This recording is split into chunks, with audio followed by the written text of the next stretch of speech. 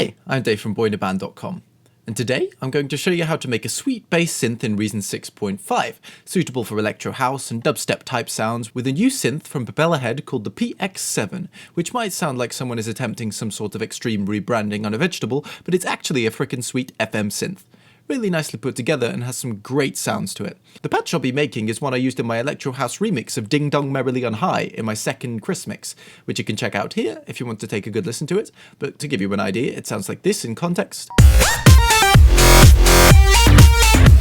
And on its own, like that. So let's get started on a sound. We're going to begin with a combinator. Create it over here because we can. Let's name it, shall we? Combinator. That's going to be the name of the patch. And then within the combinator, we're going to chuck in, right-click, utilities, line mixer 62, followed by a PX7 FM synthesizer. Our new friend. Say hi, PX7. Isn't that sweet? Well, we're going to torture you in a bit. We're going to initialize that. Well, reset device now. I miss my initialize. And let's take a look at what we've got here to begin with. There are 6 different operators, and these all modulate each other's frequencies in different ways to make interesting sounds. That's why it's called an FM synthesizer. The FM stands for frickin' modulatastic. First, I'm just going to change this algorithm down here to 18, since we want this video to be a bit more edgy and possibly banned in Australia. And then we're going to check what it sounds like when you modulate one sound with another. So if we start with just taking the first operator to a 12, you can use shift to get more accuracy on these controls here. And we've got this, just a simple kind of sine wave sound to start with. We're starting it on 12 semitones because since it's the main operator, as you can see it's number 1 in this section over here on the right, closest to the output, it plays the biggest role in defining what the pitch is. So you'll want it to be a multiple of 12 semitones in the octave and all that. What jelly-ho, yep.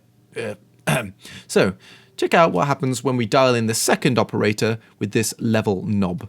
So it's going from this sound. You see, modulating a higher pitched sound with a lower pitched one gives something a bit more gritty and deep, whereas the other way around results in something quite piercing and painful. Check it out. So just on its own, 1-to-1, and then really piercing and painful. Who needs eardrums anyway? But yeah, back to 12 and 1, the original way around. Of course, feel free to play around with the other one if you do want something piercing and painful. But for now, we're going to go with this.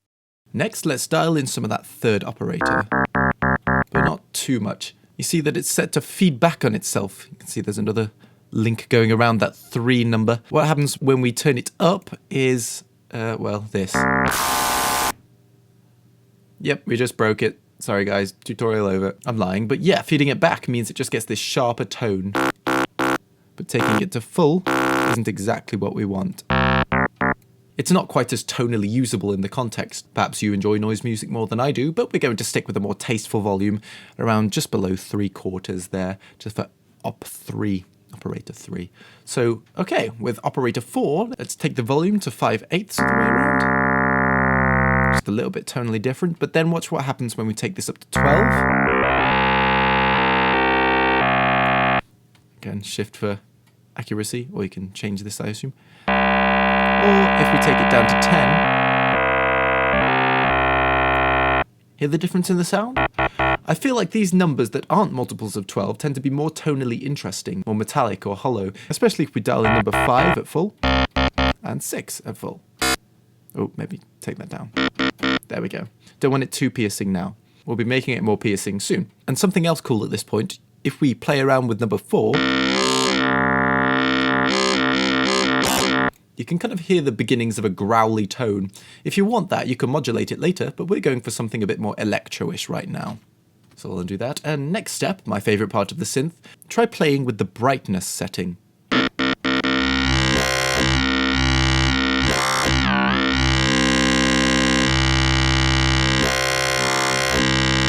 Massive tonal difference. So just take it up a touch like I've done there. And this is another really fun parameter to modulate. Man, if I take a step back from a sentence and realize how much of a geek you are. Anyway, time to explain something. With this kind of synth, at least for me, I aim to get a sound that is not too piercing. So I might even take that down a touch. Something that has power and grit, but not as much high end as you might want for the final sound. Then try adding the high end with distortion. I personally find it easier to keep the power that way and not be stuck with a weedy little synth who doesn't want to play sports and thinks video gaming is a suitable way to spend a childhood. So after that, let's right click and add a pulverizer demolition.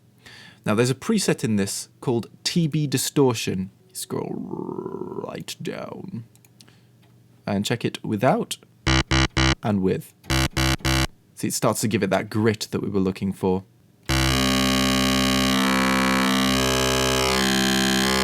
Just changing some of these settings. I think that's a bit... There it is. You've got to find the right place on the keyboard to actually play the note as well, because it sounds very different one octave up and one octave down there. But yes, back to this pulverizer and its TB distortion setting. This one sounds really nice in conjunction with the previous synth. Like I said, lots of clarity and power kept. But the high end is starting to come in. And we'll really accentuate it next. So we're going to add a Spider Audio splitter, a merger and splitter, and hit tab to look at the back. We're going to take one output, drag that, so we can have the output of the pulverizer going into the input on the splitter, then the one output from the splitter going into our mixer, and the next output into a Scream 4 distortion. Just going to set that back up. And we're going to use this Scream 4 instance to torture this FM synthesizer until it wishes it had never been born. So let's link it up, yo.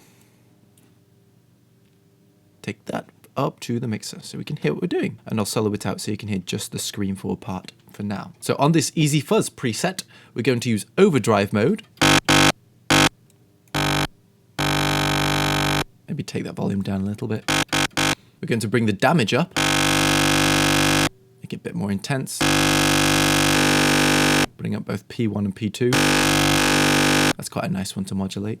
But then in the body section, we're going to take up the resonance, but not with that type because that's too hollow sounding. Type E is really nice. Awesome. Now, I just think that gives it a bigger body, which is always a good thing unless you're concerned with looking attractive. So then lastly, we're going to run an equalizer in after the mixer.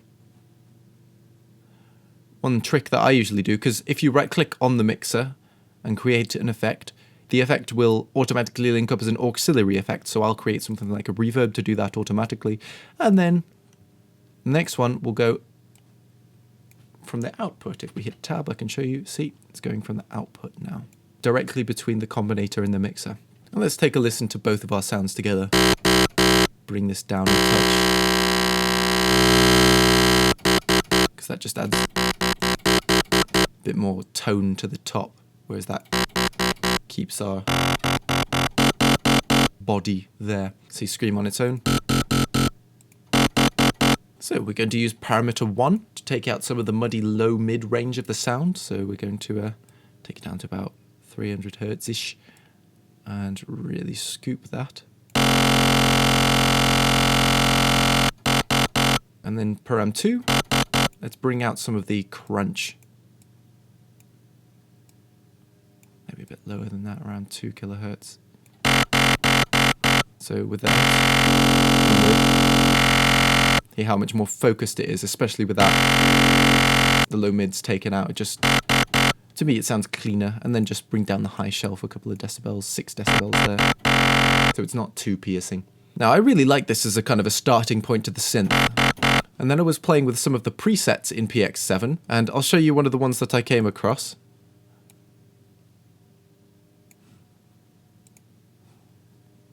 Called Robot Sex. So let's make a another track lane with that one. Utilities, combinator, and we're going to open it. Browse patch. Baseline splits, Robot Sex. And we've got this. This really, really nice crisp top end. And then you can hear if I play it quietly or hard, I like it really, really intense there. And that's all created by the PX7 and through this pulverizer. And I just thought that that had this really, really nice top end to it. So if we combine the two, I'll take those notes I had from the previous bass line. So if I show you what it sounds like when we combine them again, take that low layer. And then if I get rid of that click, combine it with the top layer.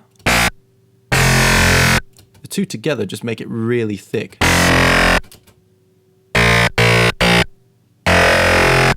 And I just chucked a sub under there,